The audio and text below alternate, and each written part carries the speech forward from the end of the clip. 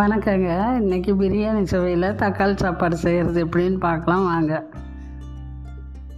சின்ன தக்காளியாக 10 தக்காளி எடுத்து பொடியாக நறுக்கி வச்சுக்கோங்க.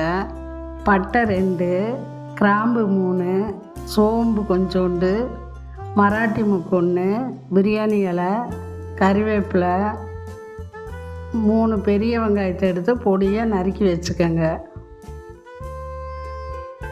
குக்கரை அடுப்பில் வச்சு சூடு ஏறினதும் 2 ஸ்பூன் ஆயிலு, 2 ஸ்பூன் நெய் ஊற்றி பட்டை, கிராம்பு, சோம்பு எல்லாத்தையும் போட்டு பொரிய விடுங்க.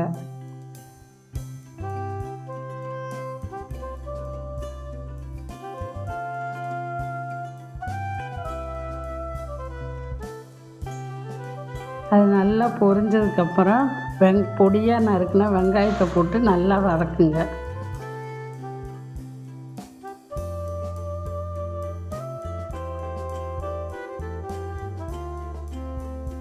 கறிவேப்பிலை ஒரு கொத்து நல்லா போட்டு வதக்கி விடுங்க.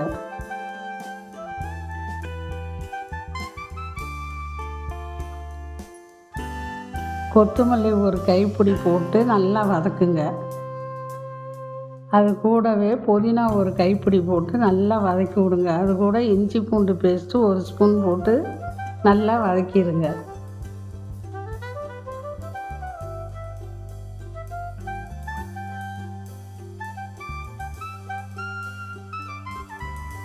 நல்லா வதங்கினதுக்கப்புறம் அது கூட மிளகாத்தூள் 1 ஸ்பூன் போட்டு நல்லா வதக்குங்க.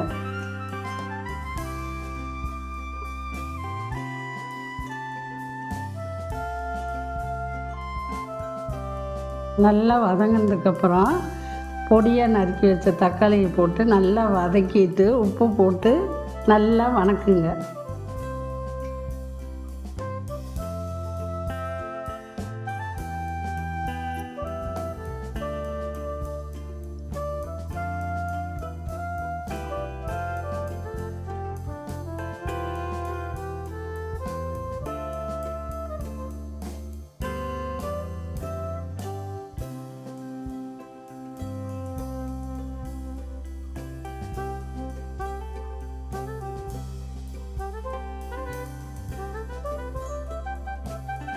அரிசி 2 டம்ளர் எடுத்து நல்லா கழுவி 10 நிமிஷம் ஊற வச்சுருங்க. இது வணக்கிறதுக்கு முன்னாடி ஊற வச்சுட்டு அது கூட 5 டம்ளர் தண்ணி ஊற்றி நல்லா கொதித்ததும் அந்த ஊற வச்ச அரிசியை எடுத்து அந்த குக்கருக்குள்ளே போட்டு நல்லா கிளறி விட்டு மூடி வச்சுருங்க.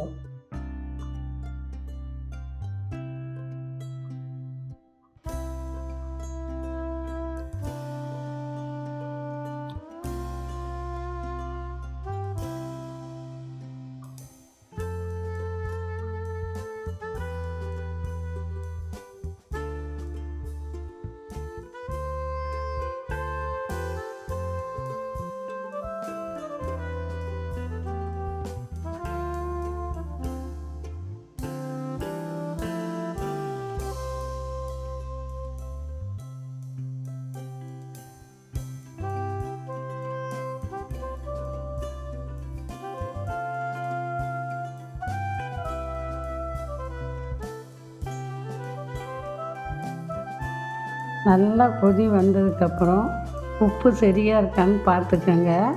அதுக்கப்புறம் குக்கர் மூடியை போட்டு மூடி 2 விசில் விட்டு இறக்கிடுங்க.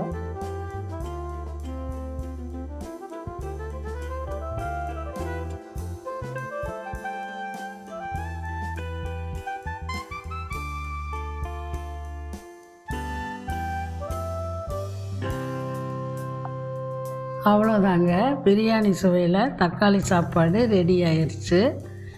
இது கூட ஆனியன் ரைத்தா வச்சு சாப்பிட்டிங்கன்னா ரொம்ப சுவையாக இருக்கும். இந்த வீடியோவுக்கு ஒரு லைக் பண்ணிவிட்டு மறக்காமல் சப்ஸ்கிரைப் பண்ணுங்கள்.